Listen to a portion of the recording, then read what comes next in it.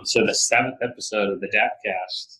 I'm Jake Bryan, your lovely host, and today we're joined by Jarib of HorusPay. How you doing, Jarib? Very good, very good. How are you? Happy to be here. Oh, it's so great to be here. I enjoyed meeting you so much at the Tulip conference, and your passion really showed through at that last night's roundtable speech session. Remember that? That was epic. Yeah, that was really epic.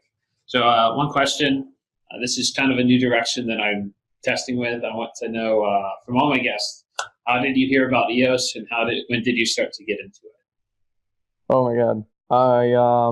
EOS, when I heard about EOS when I started trading, the first month that it came out, I saw it on CoinMarketCap popping up, $5, and I'm like, and then I started doing research, and then I just fell in love, and then from there just all down the rabbit hole with EOS, and so did you already want to create your own DApp?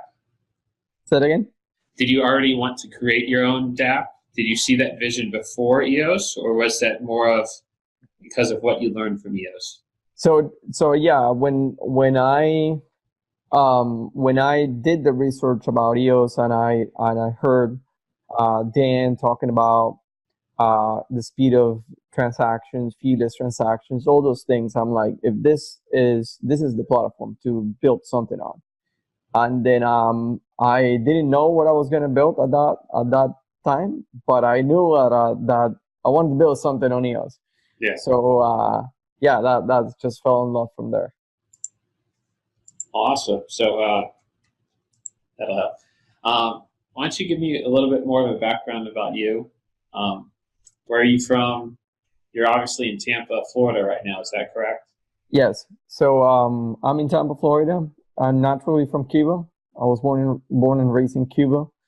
And then I came to the U.S. 11 years ago. And then I have a background on finance. I'm a payroll specialist, international payroll specialist. And then I've been for the last 8 years processing payroll for multiple countries in the world. And then so as I'm learning about crypto, I'm saying, oh, this is the best fit for payroll. And I'm thinking all this, how can we do this in payroll? How can we integrate this in payroll? Right. And then, yeah, man, that's my background. And then I guess you have more questions later, and I share a little bit more about how my project started and things like that. But no, yeah, exactly. Because I started to read all the content you've posted out on Medium and your white paper, and it's all really, to be honest, it's really one of the only dApps out there that fully explains exactly what they're doing, and not only that, you're already implementing a lot of this stuff, and that's what I like. So when it comes to HorusPay, the actual token itself, what does that represent on your platform, and how does that fit into the whole picture of your big of your payroll system? You got it. So that's a good question. The token has 3 different utilities. So number one, it acts as an access token, where you have to, or companies have to, have as many tokens as they have employees in the company. Okay. So it's an access key. So figure a key that you access an apartment, right?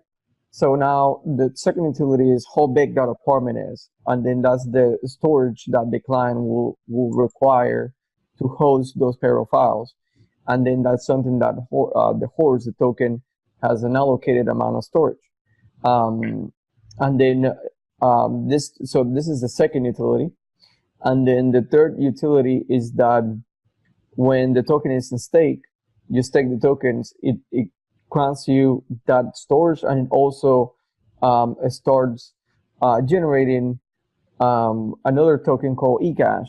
And then eCash is the value and the crypto that is going to be used in our platform to pay employees, to move money from one country to the other, Right. to stake it on behalf of other employees and put them on auto payment using the staking contract. So that's the utility of Horus those are the three utilities. Yeah. Okay, and it was released 1.2 billion tokens onto the network during the airdrop. Will there be more tokens added over time if there's like an increase to your platform, or how do you foresee that growth that might be needed for the token, or is it just a capped supply? So is cap supply? That's the maximum amount of tokens. Right. At any time as the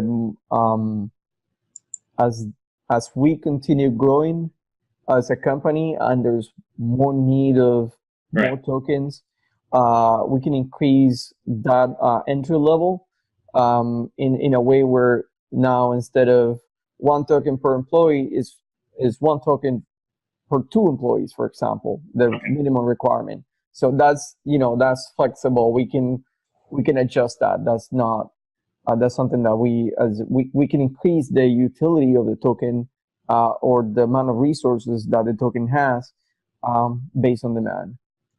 Okay, and what really interested me was your eCash and having another token for staking your other token, which is you have to stake another token to use in the first place. It's like staking on staking. It's really cool.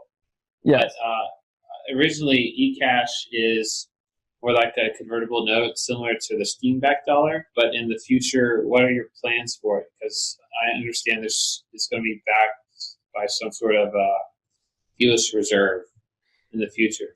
Yes. So initially, we're gonna back it with payroll storage.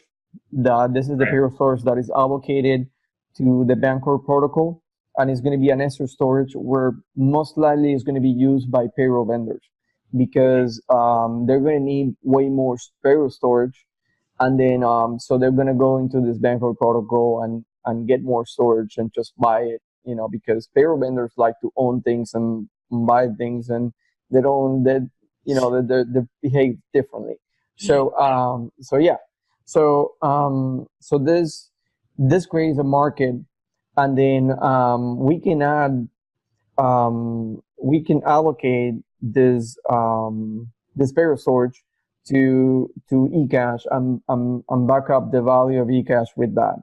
And so it's gonna behave just as Steam dollar, where you can allocate as many resources as needed in order to back up the value of $1 per eCash. So we have that ability because we as a company, first of all, we want to set our own price for our services, and then so we have that freedom, and then also we have the utility, and then we have a product, so we can take that approach. So that way we still alive. So in the future, we're gonna be allocating 0.5% of the fees in Bancor to this EOS reserve. So in the meantime, this EOS reserve will start growing, and then the idea is in the future to have a more stable, more robust, stable currency that is backed by a smart contract that is audible, that you can go into the blockchain and see that we do have the funds to back up the currency, and then that you can interact with that smart contract. So that's way better than other stable currencies out there that you don't know if they do have the funds, if they don't have the funds. Yeah, I just saw a Gemini just came out with a Gemini dollar, which is an ERC20 backed USD pegged stablecoin. So it's amazing how it's more than just payroll, right? It's also currency and having a stable token and creating reserves and basically being like a little mini central bank almost. And right. well, of course, it's audible, Central bank, oh my God, no. Let's not call it like that. Sorry, it's a Jeremy. No, the idea is um, to have an utility Right. on the token, and then we want to back it up to make it stable. So that way, when you're sending funds or paying your employees, you're not Yeah. worried about the volatility of the currency. So Yeah.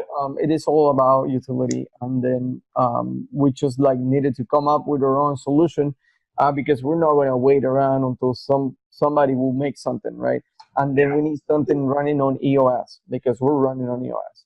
So I know that all the solutions are going to come, and that's okay, and that's encouraged. It's not, we don't see it as competition at all because we have, we're concentrating about utility, and we're creating sort of like a mini economy in our platform. So exactly, it's going to be very interesting because I feel like all these coins are coming out, and a lot of these different platforms have their own stable coin, and it's like, how do you interact between these thousands of new coins that are coming out?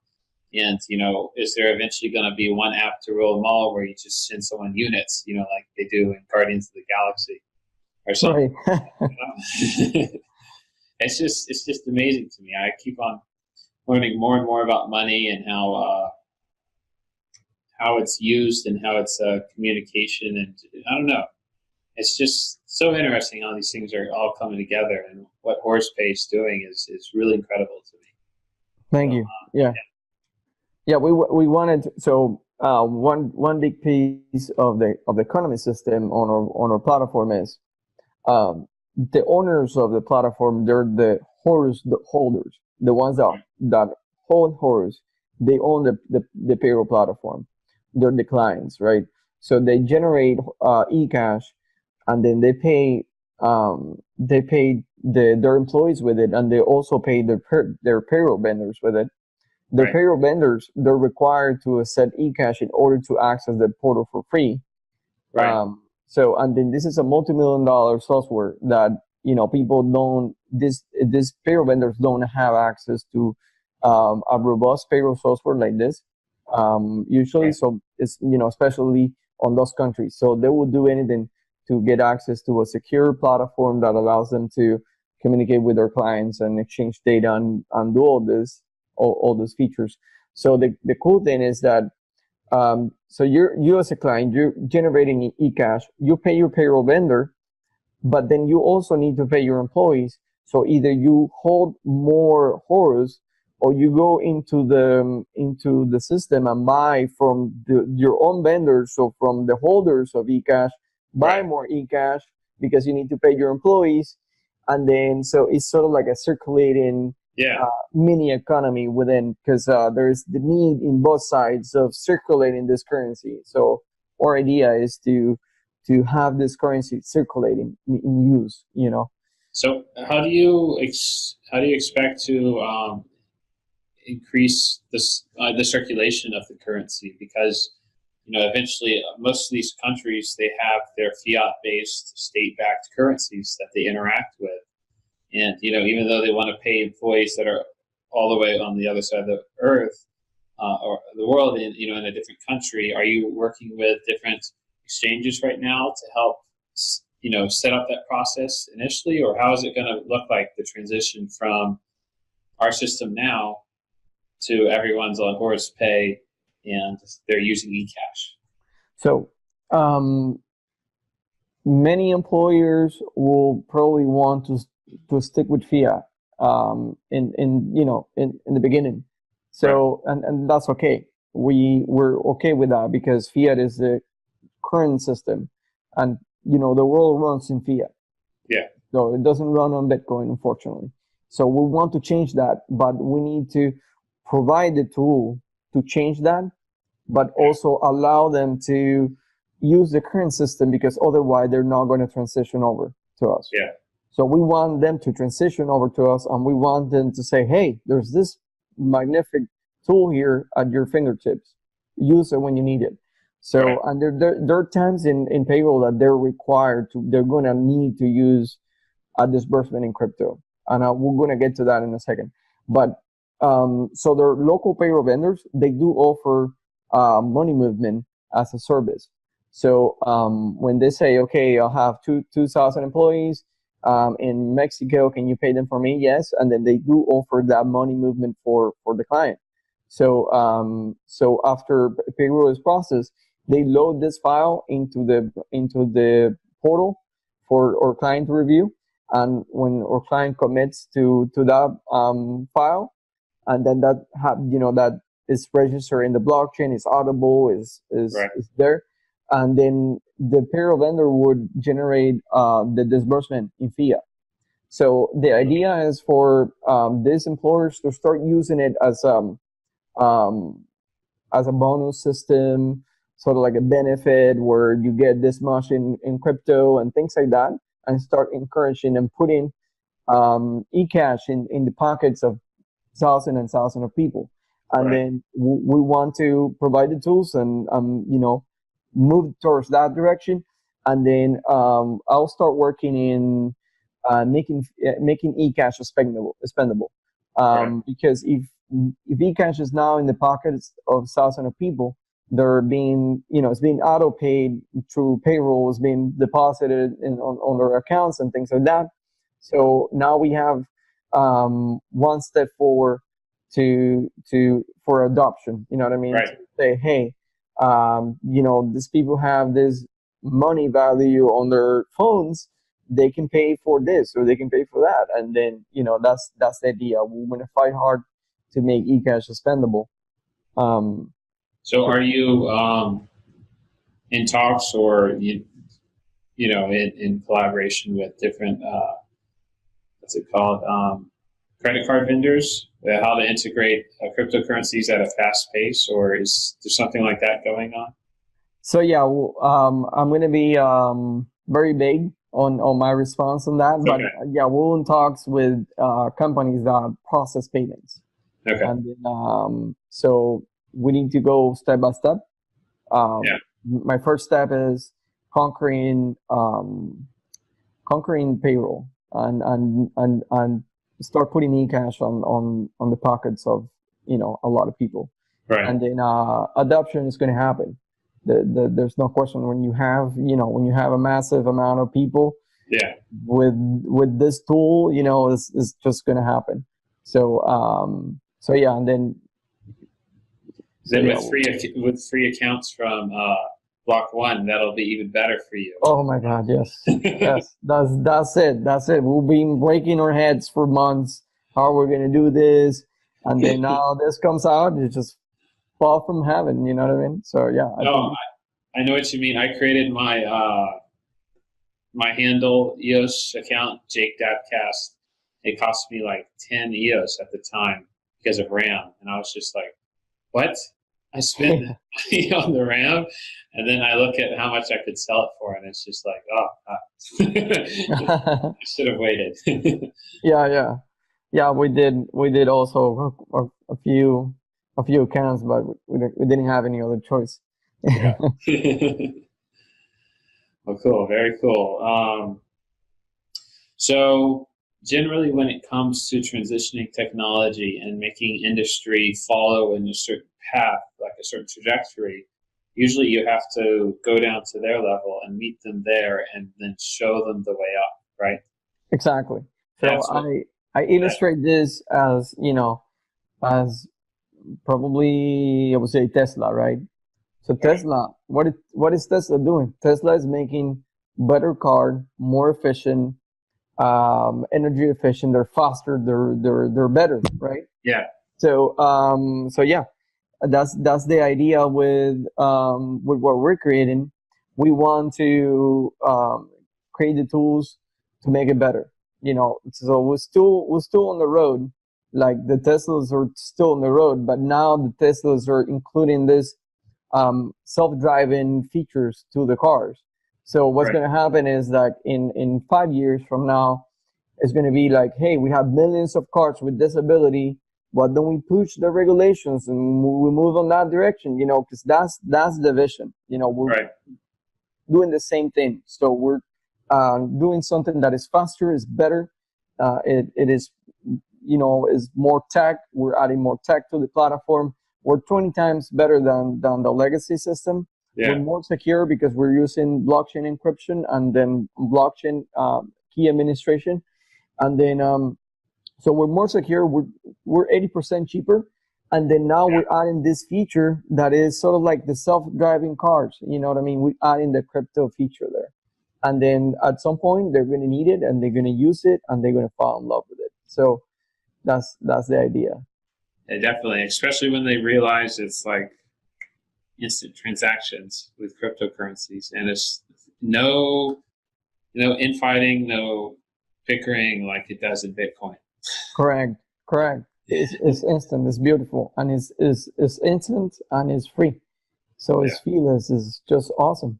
And then so to put it sort of like paint a picture for you, in payroll, if we mess up the payroll for 1,000 people in South America, right, we have a huge problem, because to make a wire transaction from the U.S., it's just going to be a couple of days, 48 hours to clear minimum, plus whatever their local bank is going to take to make that money available.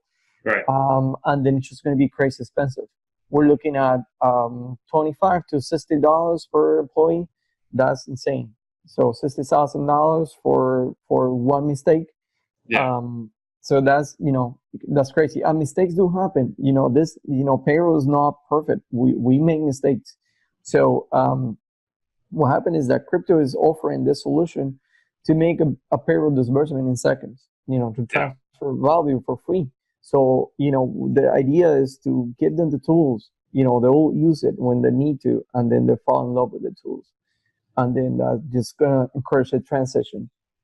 Yeah, that's one of the things I've noticed with with banking systems that actually care to compete, such as Australia. They've made it so where their transactions between interbanks are almost immediate now, because now they see that they have to compete with cryptocurrencies, and it's forcing some of them to compete. But in the U.S., it takes like 2 or 3 days just to do a no-fee transaction. I mean, it's ridiculous.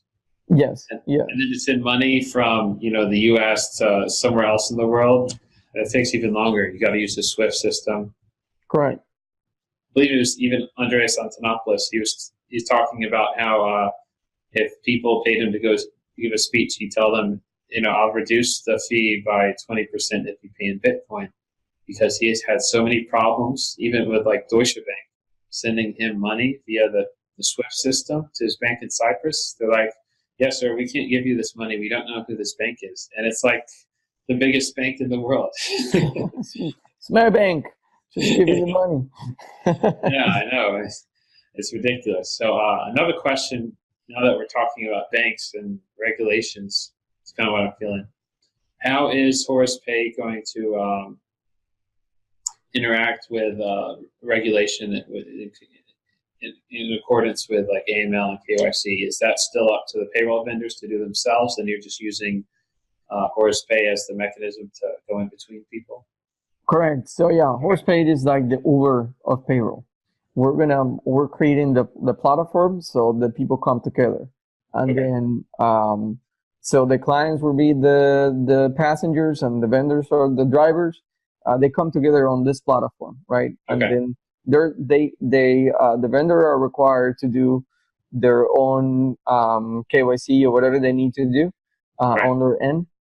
We do want to do our own KYC for the vendors that we're onboarding on the platform.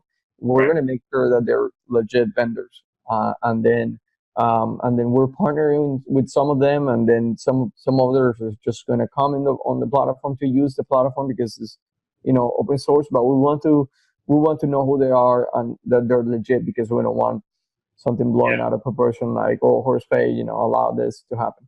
So yeah, and then clients the vendors will need to do have their own KYC and what the clients are and what company this is before they accept to offer services to them.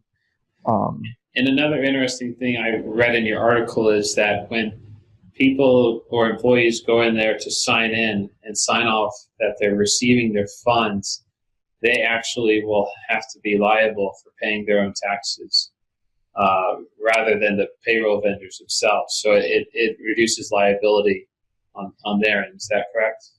So yeah, so always in law in most of the countries, you as the employer, you're liable for taxes for your company. So regardless of whatever third party you're using, you need to audit the results of the payroll to make sure that they're accurate. Even though if there's vendors, they're going to know 100 times more than you do, because if you're like in the US and you receive a payroll from Mexico, you have a vendor in Mexico that knows local laws, you're not going to be able to argue that with them. So, but you know, you'll still be liable for your own taxes. Okay. Now, the vendor is really well prepared. That's what they do for a living. They're professionals, and then they know the laws, and they even know the laws before it passes. Like I've been working on this for years. I tell you, I had vendors in Argentina telling me, "Hey, Congress is meeting tomorrow. You know, they're going to pass this law. This is going to happen. So we're ready to push this to our payroll software and things like that." So yeah, they're very well prepared, and they know what they're doing. So you as a client, you don't have to worry about the local laws, because that's what you're hiring that company to do the payroll for you. Oh, awesome! That's very exciting. Here in the U.S., this isn't any legal advice, by the way. It is not. That the lawyer is not actually doesn't have to be liable for making sure you pay for your taxes. There have been multiple court cases where they've gone to law, gone to the Supreme Court saying that I don't have to account for the taxes of my employees. So I think the U.S. is one of the only places that does that for the most part. Right, and then yes. Well, that's when it comes to filing taxes. So that when it comes to employees filing taxes, now when it comes to your taxes as a company, as a corporation, you're liable for those. Oh yeah. And those are the tricky ones, because those are the multi-thousand, multi-million-dollar taxes. You know, one employee not reporting taxes is not it's not your concern. You know, the employees they're liable, and they as an individual they need to report taxes, and then you as a company, you're not liable for that. You're just facilitating you're facilitating the transaction. But I understand what you mean. But yeah, the big liability comes to the corporate taxes. Yeah, you're entitled as a corporation. Those are the concerning amounts. You're very lucky in Florida, because Alabama, it's crazy. We have the longest constitution in the world. You have to get a license from the city and the state to run your business. It's ridiculous. In Florida, it takes like a day to incorporate. Oh, I can incorporate in a couple minutes. Yeah, I know. It's pretty easy, but you know, here in Alabama, it's slow as crap. Yeah, that's true. That's true. Well, thank you very much, Jarib. Is there anything else you want to say about HorusPay before we go? No, that's it. It was a really good interview. I think we went really deep into things. And details that, that's definitely really deep. But yeah, look into our smart contracts solution for payrolls. It's pretty cool. It's innovative. Did you open source it? Because I know there's that constitutional rule, but I don't know if that'll be changed yet or not. Yeah, we open source it. The smart contract is out there on GitHub. You can check it out. Send you the at HorusPay? Yeah, HorusPay in GitHub. I'll send you the link. Okay. And where should people find you on Telegram or Twitter? Is it at HorusPay? It's HorusPay US. Okay. So yeah, find me there, or if not, it's Jarib Figueredo. That's my name. If you want to send me a we'll provide all those links in the details of this video. And thank you very much for your time and attention, and great luck with HorusPay, Jarib. Thank you. Thanks for having me. Have a good day. Bye. Bye. And now for a brief message from our sponsor, blockchaineducators.org.